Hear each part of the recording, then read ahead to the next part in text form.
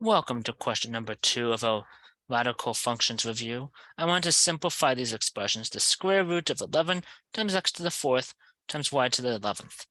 11's not a perfect square. No perfect square goes into it evenly, so can't touch that one. X to the 4th is a perfect square, so that's fine. Y to the 11th, we could break that up between y to the 10th and y to the 1st.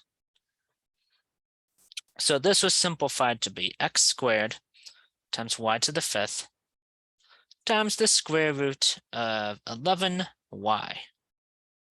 For the cubic root of -8 times x to the 7th times y to the 11th. This would be, -8 is a perfect cube. X to the 7th, we could break that between x to the 6th and x, and y to the 11th would be y to the 9th and y squared. So this would be the -2 times x cubed times, x squared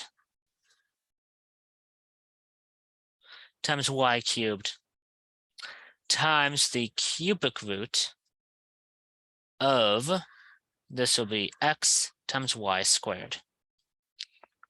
Now for the 4th root of 256 times x squared times y to the 9th, 256 would be a perfect 4th degree value. And then x to the 12th is also a perfect 4th degree value, and y to the 9th, that we could split between y to the 8th and y to the 1st power. So in order for us to actually be able to compute then that value, we would need to put for this particular value to be the 4th root of 256. This makes 4. For x squared, that'll be x to the 12th, that'll be x cubed. And then for y to the 8th, that will be just y squared times the 4th root of, we will just have y to the 1st power in there. Let me know if you have any questions or concerns. Thank you.